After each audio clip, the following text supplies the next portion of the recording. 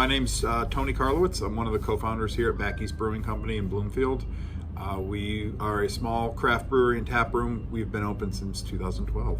We're pretty well known for IPAs. We started off in 2012 with only one IPA, and slowly as the market evolved, we realized people wanted more IPAs, and we started making more and more IPAs. The juicy, hazy IPA craze came around a couple years ago, and we were probably one of the earlier ones in Connecticut, at least, to start brewing those. So we're definitely well known for our IPAs, but we have a excellent porter. We've got other styles of beer, stouts, amber ales, and our porter is a gold medal winner at the Great American Beer Fest in Denver, which is a huge point of pride for us. So that's very exciting, and a lot of our other IPAs have gotten some pretty good recognition nationwide as well. The federal government, or the TTB, which is the Tax and Trade Bureau, it's commonly known as the Alcohol, Tobacco, and Firearms Department. The TTB is the federal government entity that kind of regulates alcohol sales. One of the big things they do is collect an excise tax. So we're filling out reports every quarter, sending excise tax payments to the federal government. They're also in charge of licensing. So when you're applying for a new permit to open a brewery, distillery, winery, all that goes through the TTB. And another big thing they do is label approvals. We call them COLAs. They're COLA. It is a certificate of label approval. And every time you want to come out with a new beer, you have to file a COLA with the TTB and get them approved. So fortunately, we did not have any COLAs in process when the government was shut down, but shortly after they reopened, we did have a couple new beers we're coming out with, so we submitted those label approvals to the TTB. We're still waiting for them. We are within kind of the window. I think we sent them about 25 days ago, and I think the last I heard they were looking at like a 30 to 45 day window, getting through that backlog while they were shut down. So did the shutdown affect Back East in any sort of specific ways? Not really. No, I mean, we were fortunate. I heard a lot of horror stories with breweries that had applications, new breweries with applications in process. And, when you have everything on the line and you've got, loans and you have this equipment that you're ready to use, and, you can't get kind of that stamp of approval from the TTB to start operations, it could definitely kind of set you back a little bit. But fortunately for us, we really didn't have any specific problems or any specific losses, fortunately, with that. Like I said, just the two labels that we recently, about 25, 30 days ago, we sent those in for approval. So we're still waiting on those. So there's a little bit of backlog from that, but fortunately no direct negative impact. Ironically, even though they were shut down, they did actually cash the excise tax check that we sent to them on time for the last quarter payments last year. The last few years, when a whole bunch of new breweries started opening up, I think they actually added a few more staff people at the TTB to process those COLAs. When we first started in 2012, there was one guy.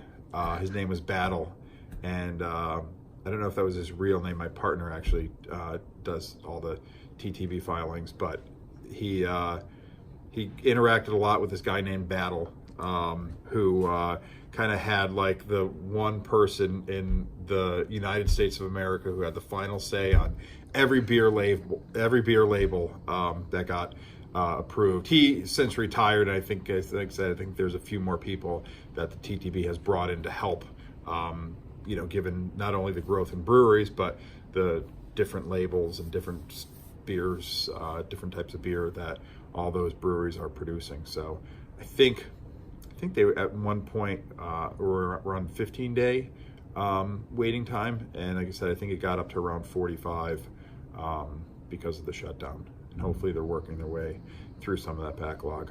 Yeah, it certainly could have. I mean, if we had different beer label approvals in process and the government was shut down, and if sometimes you don't have the luxury of really applying for these things months in advance, because a lot of times you're thinking, 2-3 months out about what beers we're going to produce, where we're going to put it on our schedule, the recipes and the names and the, what the can artwork is going to look like and all that stuff. So, sometimes stuff comes to you a little more spontaneously. It's like, hey, we want to get this beer out for this type of event. And if you don't get it, give it a good amount of time, you could get stuck in that situation where you're hoping the TTB approval is going to come in a timely manner, but if it doesn't, then you have beer sitting in the tanks, you can't, release it, and you can't start selling it, and that could be a problem for sure.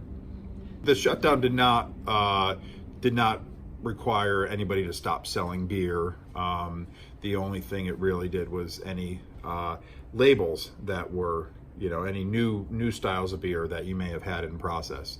You need to get that stamp of approval before you come out with a new label. But yeah, no, it didn't stop us from selling beer. Didn't stop any of the stores or bars or anything like that. So a lot of people say that the TTB is there just to collect the taxes, and in a way they kind of are. After Prohibition, the federal government basically said to all the different states, they said, we're going to let you regulate, alcohol. So there's a lot more stuff that happens at the state level, with regards to licensing, with regards to pricing, with regards to a whole bunch of different stuff. So really at the federal level, it's really, it's kind of getting the initial license, the initial stamp of approval, and then it's getting, submitting your labels, making sure your labels get approved by the federal government. Certain things you can and cannot do when you're designing a label, certain requirements that have to be on each label. So again, that's something that the federal government looks like. But most of the regulations really happen at the state level. What does the government check for? Sure. So here's an example. Here's one of our cans. And this is the label that we actually have to submit to the federal government. Again, certain things are required to be on there.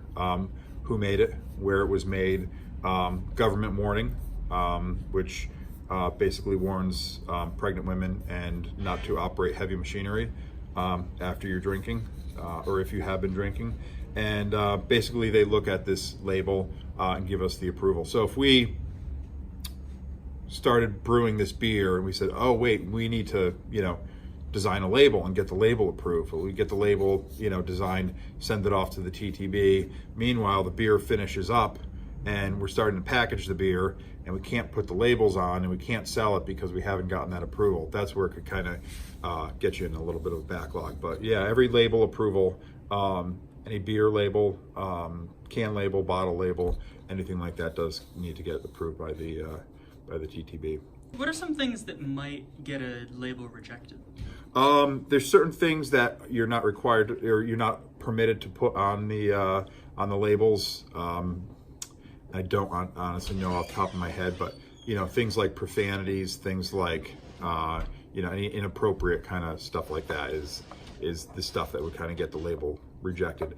Anytime you make false claims, that's another thing. One of the things we happened to us a few years ago was I think we put like thirst quenching. We used the word thirst quenching or refreshing, and they said, well, that's something subjective. You can't quantify how much it quenches your thirst or how refreshing it is. So it's kind of that sort of stuff.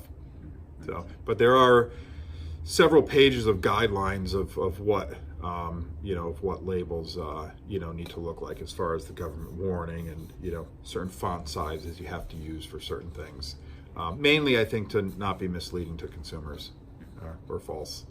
It might seem a little bit like petty about thirst, but like overall, it's sort of a good thing that there's some oversight. Yeah, yeah, absolutely. Yep, absolutely. I mean, it'd be nice to be able to do whatever we want, but at the same time, the things like whether or not you have to put the alcohol by volume on there, the net contents of there, and certainly there's other things right now, nutritional requirements and things like that haven't been required that some people are talking about adding, which I'll reserve my opinion on that.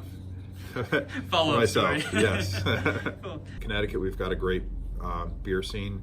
It's not just about the big macro beers. I mean, people have really come behind to support their local businesses, their local breweries, and we craft a really good product that we're proud of, and want people to enjoy it responsibly.